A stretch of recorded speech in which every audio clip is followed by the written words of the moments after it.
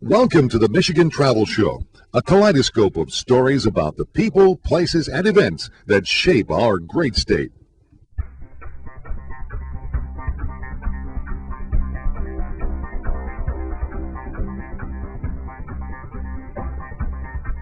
Hi, I'm Doug Bentley, a graduate student at Eastern Michigan University.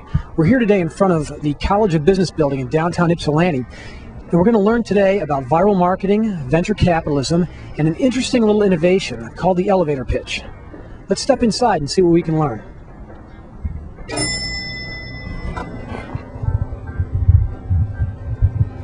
I'm standing here in an elevator to illustrate a point. Imagine yourself as a young inventor or entrepreneur, and you happen to get onto an elevator with a venture capitalist.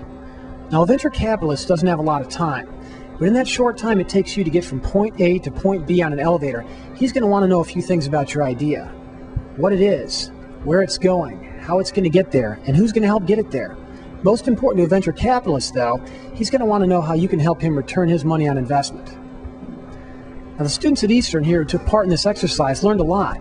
One of them, in fact, said that she'd done elevator pitches all the time. She just never knew what they were called. Well, they are called elevator pitches. So let's see what Chris Cameron has to say about them. I appreciate all of you having me here this evening, and look forward to hearing your elevator pitches later.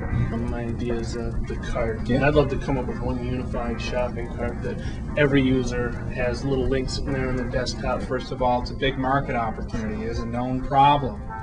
I think the biggest problems that we would face going in this venture together would be defending your competitive advantage, whatever one you happen to craft. So I know you're interested in it because you are male. So basically we're doing a cosmetic line for males. Although I'm feeling a little self-conscious. Saying maybe I need male care products. Well, L'Oreal is an example of a pretty big company. I probably would have a hard time putting money in that I could get a big return on. Now, we apply what we do, as do venture capitalists at a later stage, in terms of our involvement with our time as a means to make sure that you as investors have as little downside risk as we can help to handle. Because if you think about it, we're taking an investor's dollar and putting it into, let's use Microsoft as a proxy, when its stock is at $1 a share. And so we're getting in very super early. And so if it goes from 1 to 2, I've doubled your money maybe in a short period of time versus now I go and buy Microsoft at 51 and it was a quarter, right? And so I don't make that type of return. But associated with that potential huge return is a ton of risk. As you know, there's a lot of suppliers. They build tools here in Michigan and they ship it to Mexico. Michigan Mall is going to be able to fix the tools right in Mexico. Is there something in it for a finance guy here? Yes. We are planning to invest $250,000, and we're hoping that the first year we're gonna get profits of $1.5 million. Wow, so that actually is pretty compelling. Which, as an investor, I hadn't got that. If I hadn't stopped before getting out the elevator, I wouldn't have heard that, and that would have certainly caught my attention. I want to take this group of high school students to New York. Let them experience the sports and entertainment marketing careers in New York City. So how would you pay me my money back if I decided to finance, say, a handful of these trips over the next year? We can work on that. We'll figure something out. Okay, that's a little loose for my taste, but thank you. I'd like to talk to you about a great business concept I have, which is my internet needlepoint shop. It's interesting to me. I'm not clear how I get my return, but you've got some interest from franchise. Franchise, so I eventually get my money back to that franchise making money. Right. And you just pay me back. That represents an idea that is very heavily laden in the execution side of the businesses. I think several of these are. There's a notion of something called intellectual property, which means if I do have the ability to come up with an idea that I can actually get patents around, that provides some help. That if I start going to market and my idea proves it has merit, that as I go along, someone just can't do the exact same thing. The risks of some of these businesses are more significant because once you get started in the market, the threat of competition at every stage of your growth becomes more and more severe and changes the type of competition you're going to face. And what's going to happen is your own success can be your own enemy.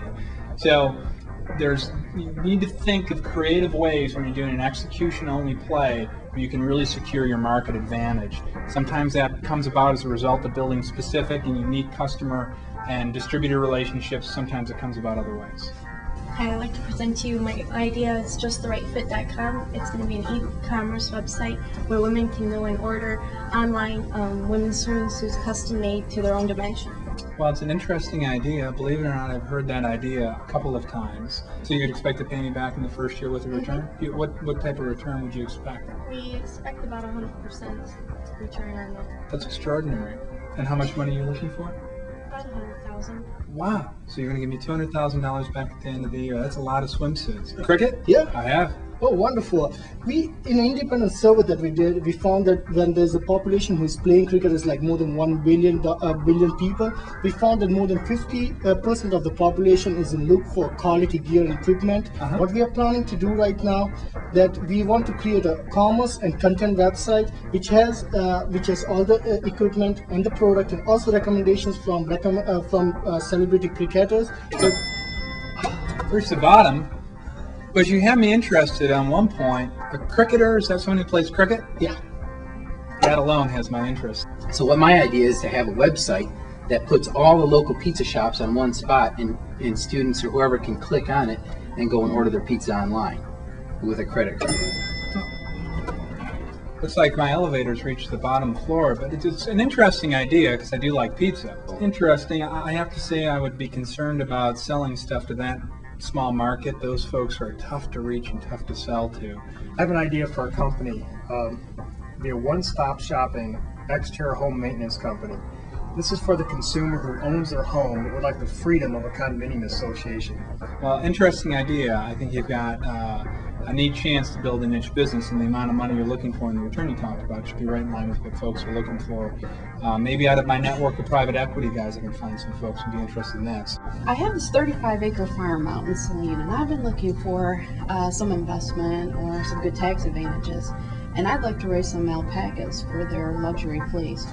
You know, I'd be interested if you've got one of those buyers who have kind of talked about how they'd work with you to hear what they have to say. But I think it's an interesting opportunity. If you bring one of those buyers to the table, they can tell me kind of what their perspective on buying that from you would be. I'd be very interested. A terrific opportunity for you for the naming rights for Eastern Michigan University's Convocation Center. Wow. As long as it looks good on the outside of the building. How much are you looking for something like this? About $1 million a year. $1 million? Mm-hmm. Maybe the Cameron Center is going to have to wait for me. Okay. 45% of all gambling is on sports. So my plan is to have a sports bar. You've never been in venture capital, but go ahead. I will have a sports bar with internet connections. People can come in, log on to one of our partners who are offshore sports books, so it's legal. Great. And bet on the games, watch the games, drink some beers with their friends. Well, isn't that an interesting idea? So you mix alcohol and gambling. Exactly. I can't think of a better thing to do in society. I may be the wrong financier for you, but hi there. It's called RepairThatYourself.com, and it specializes in downloadable videos that illustrate common car repairs. And it's the answer for people who hate paying somebody else to do repairs on their car. Well, interesting idea. The only other thing I'd say to you is $7,400, you can probably find that on a couple of credit cards. When you're thinking about the amount of money you need and what you're going to give up, you know, if you're looking for a small amount of money, there might be some places to find it with friends and family and a couple open credit cards, and take the risk on yourself. As a matter of fact, I stopped to make that point because sometimes when you start to talk to your financial partners at this level, they may ask you or even expect that you have some financial stake in the game already.